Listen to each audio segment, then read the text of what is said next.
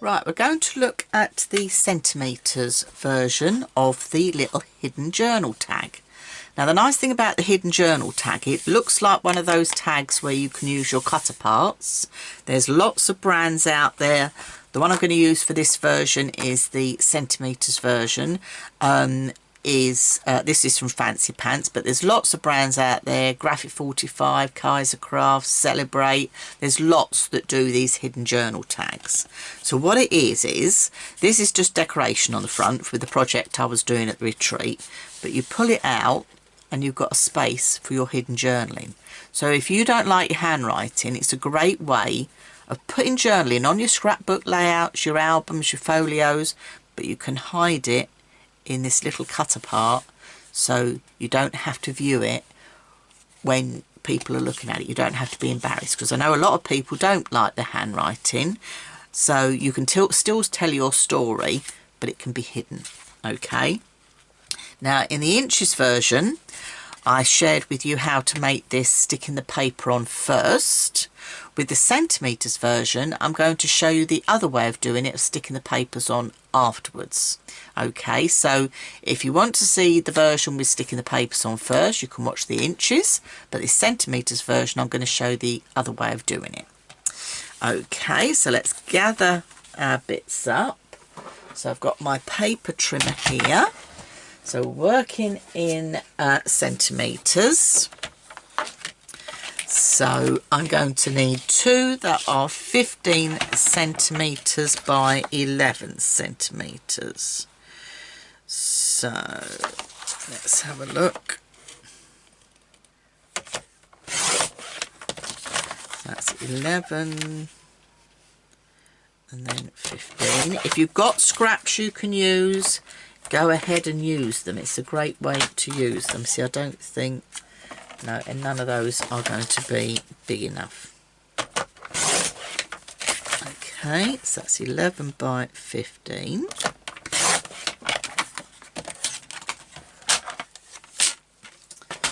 And then I like to corner round my edges. Now, as I said, with this one I'm going to actually use cutter parts. So these are cutter parts from a Fancy Pants collection I had, but the inches version, which was this one here, I've just used pattern papers. So you can use whatever you like, really, whatever you've got that matches your project. Okay, so I've got my two pieces of card and I've got my two pattern papers. Your measurements are, if you haven't got the online workshop, they're in the body of this, because I've done this one just as a freebie to show you, because I've seen this idea before but not seen it with all the measurements or a video, so I think it's just a great idea to share. So bringing my paper trimmer in again. Now where you actually do your cut line is entirely up to you. You know, if you've got a cutter part with something particular on it, you can gauge where you're going to do your cut line. All right, I'm going to do mine, I think, at about 4 centimetres, and I'm just checking if I go in about 3.5, that won't interfere with my lovely words. So I'm going to go in at 4 centimetres and do a cut line, and then I'm going to do 4 centimetres again and do a cut line. And then on these, because this is the other version that you can do, I'm going in at 3.5 centimetres with a cut line and 3.5 centimetres with a cut line. Okay, so this is showing you the other way to do it. Oh, we'll stick this bit down first before we go any further. I noticed I've got a bit of a frayed edge there on my paper. Might need to be getting ready to change my blades. So we're going to stick these this time on here before we stick it together. So with this inches version, I stuck the papers down and then cut, but this is giving you another way of doing it. Okay, So we'll stick these on. That's one. There we go. Now you put your bottom piece matching up, so when we go to stick this piece on, it does match up. Okay. So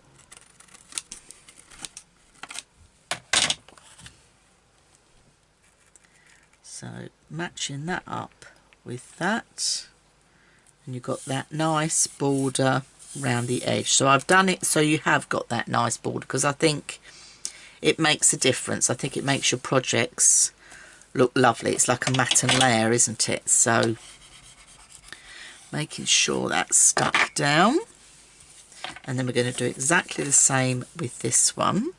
So you can choose which way you prefer, whether you prefer to stick down and cut out, or cut out and stick down. The choice is yours, but I wanted to share both ways with you.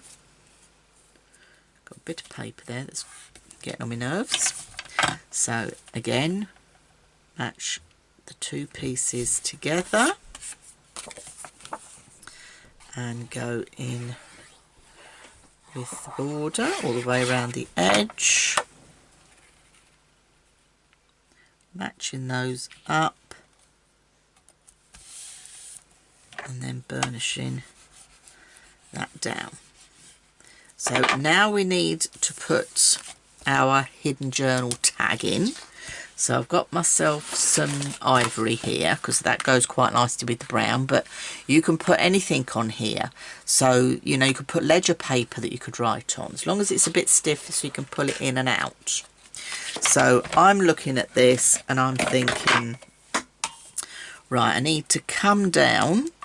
So I'm going to come in, let me get my ruler in there properly. I think we'll go about, let's go 12 by, let's go 9.5. 12 by 9.5 I think for this one, because I want to allow time, space round it for, oh, that was handy, that is 9.5. Space round it for actually sliding it in and out. So I'm going to put corner rounders on 2. So what I've done it this measurement for is, let's say, lay the inside there. That's going to go on the top there. So with your fine nozzle of glue, you should be all right to pull it in and out. In fact, I'm just thinking I might even come in another ½ centimetre just to make sure it doesn't spill over. So I'm going to go 9 by 12. But you go with whatever you like. If you want to use red liner tape on this, you can use red liner tape. I've got my fine nozzle glue bottle. Okay. So I'm going to put some glue on the top there.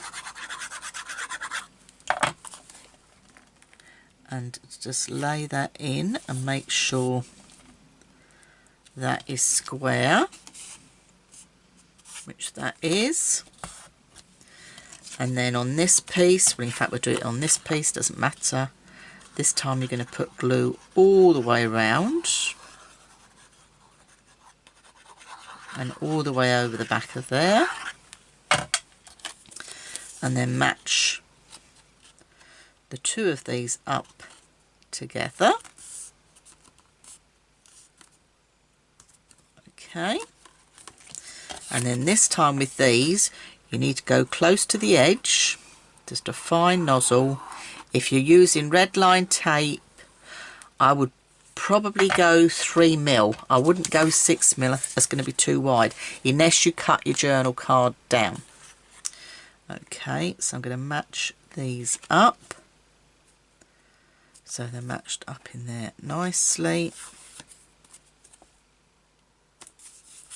Okay. Give those a nice burnish around the edge so it just disperses the glue. Because we've used fine nozzle, it's not going to come all the way out. So there we go. So that's your little pocket, and then you're going to slide your hidden journal card inside there, and there's your little hidden journal card. So on a scrapbook layout or an album or a folio, it just looks like one of those 6x4 journal cards. You could put a photo on and even cut a line on your photograph, but inside you've got a place to put your journal in that no one else is going to see. So if you don't like your handwriting, you can still journal, but you can tuck it away. So there you go, that's the centimetres version. That was the inches version. I've just used scraps of paper, and then there's the original, and I've just decorated the front with a piece of chipboard and added another little tag for a bit more interest. So lots of different styles. You could size this up or down, the choice is yours. You know, if you were use this in an 8x8 like the retreat book, or an 8x8 folio, and wanted to do one that was 7x7, you could quite easily do that. Just do a 7x7 one, do the line across and do a pull out, and you've got even more space to put photographs. So hidden journal cards, brilliant idea. I haven't come up with the idea, but I've not seen anybody with the measurements or the video, so there you go, there's my version. So I'm Dawn McPhee. Hope you've enjoyed it, Dawn's Inspirations, and see you soon.